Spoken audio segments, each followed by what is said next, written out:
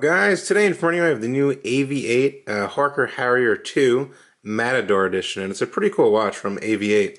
I will drop a link down to the sign up. I believe this watch is released on January 20 or 21st to the public, but if you sign up now you can get a pretty big discount. Also, you can use the code WATCHADDICT to save 30% on any AVI-8 timepiece. Anyway, let's take a closer look at this watch. As you can see, we have a lot going on in this watch. It's obviously a chronograph, and it is in a IP blacked out case, which is comprised of, solid 316L stainless steel, pretty much the industry standard there. And I found this one to be quite interesting because, first of all, it looks a lot more expensive than it actually costs. I believe this one is $350 or $360 full price. Then you have the discount, of course. We are looking at a 45mm case diameter here, which is on the larger side, but it really doesn't wear like a 45 because these lugs are rather short. In terms of case thickness, we are looking at 15mm. That is including this caseback, which is made of actual stainless steel without the IP plating. Now, the finishing on this watch, as you can see, is highly polished on the sides, as you can see in the nice black, as well as the bezel. The bezel is actually brushed, if you can notice that. If you can look at the side and then the bezel is actually brushed. So a lot of different finishes on this watch. We do get a pull and push crown with the AVI-8 little logo there. We do get a titanium crown pusher in a goldish or kind of rose gold color, I would say, to match the accents on the actual dial. Now, this watch is only water resistant to 50 meters, so definitely not something to take swimming or anything like that.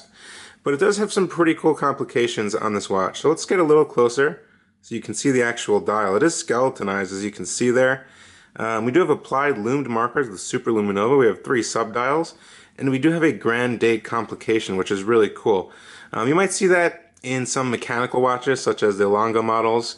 As you see, they have 2 separate wheels. This one has 2 separate wheels, I believe, but it goes 9, and then each one changes separately, which is pretty cool, and I'll show you that in a little bit.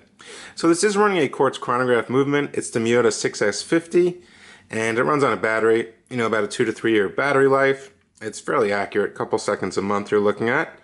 And it does have actually a smooth sweep chronograph hand, so I'm going to go ahead and start the chronograph hand here. And whoa, look at that thing spinning. That's pretty cool. I'll show you what that is in a second. But as you can see, it doesn't tick. It kind of sweeps around here, which gives you the feeling of a mechanical chronograph, in my opinion. And that thing spinning around there crazy is actually 1/20th of a second. That's the subdial for 1/20th. And then you have your running seconds down here, and of course you have 60 minutes over here. So it is a fully functional 60-minute chronograph. I'm going to go ahead and stop this and reset it. As you see, everything will sweep back. This continuous seconds just keeps running there. So yeah, a lot going on in this watch, but it's fairly simple. The hands make it pretty legible. We do have lume on the tip of the edge of these long hands, which do reach out to the subdial, which contains a tachymeter with some red accents here. Now the crown is pull and push, so first position, we can change that date, and I'll show you what I'm talking about. See, it just changed to 10 and both changed separately.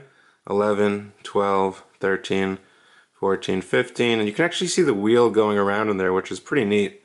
18, then you'll see both of them change right now. Watch this. Doot, doot. That's pretty cool, I think. So the final position, you can just set the time here, and it's as simple as that. It looks really complicated, but it's really quite simple. Now the crystal on this watch is a slightly domed mineral crystal, so no sapphire on this model, which is a bit of a letdown. I think the one thing about this watch I would have liked to see is a sapphire crystal, especially for the price point. Anyway, going to the caseback, we do have a pretty cool and neat caseback. It is polished stainless steel and a nice deep engraving here. You can really feel it. That kind of represents the turbine on an airplane. It does state Hawker Harrier 2, all stainless steel, 4065, which is the model number of this series, AVI-8 and it is screwed down. I think it looks pretty nice. I like these new style casebacks they're doing. It looks pretty professional. Now the strap you get with this watch is a 22mm strap. It's genuine leather in a brownish color, as you can see, with some black contrast stitching. Genuine leather marked there. And your AVI-8 typical embossing there. Your pretty standard AVI-8 buckle, but it is IP plated to match the case finish. 2 keepers, 1 floating and 1 stationary. The strap is a bit stiff straight out the box. We'll take a couple wears to break it in, but after that you should be good to go. So I think I pretty much went over everything about the basic watch. Right now I want to get you a lume shot. There is lume on all these applied markers here, as well as the hand, so let's see what that looks like. Here we go with that lume shot, and it is super luminova. It is glowing green. It doesn't seem to be too bad, especially for a chronograph. You know, chronographs typically have less lume on them, I found, even from luxury brands. But as you see, it's not really fading. The hands are a bit brighter. I assume there's a bit more application on the hands than the actual applied markers there. But, you know, nonetheless, not so bad. I think it's decent. And there she is on my 6.5-inch wrist. So it has a 45mm diameter, but it really doesn't wear like a 45. It does wear like a 15mm thick watch, obviously, because that is the thickness. There's the backside of the strap on my wrist. As you can see, you know, it fits, you know, I would say just about across.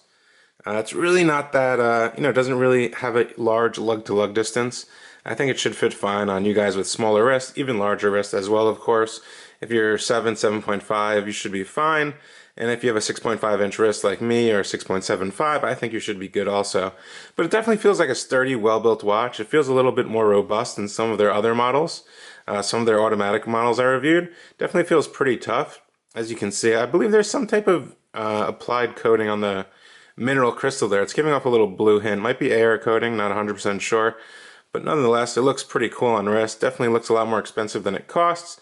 And all around, I really kind of like this one. I think it's a cool watch. Something to add to your collection for some fun. So definitely throw me a like. Let me know what you think of this watch down in the comment section below as usual, guys. And as always, I will see you on the next video. You can read the full written article on this watch on WatchAddictChannel.com. That's where all the written articles are, as well as some cool watch industry news, which you should definitely check out. Link down in the description below. But that's it for today, guys. This is the AVI-8 Hawker Harrier 2 Matador Edition, new for 2019. I'll see you on the next video. Bye.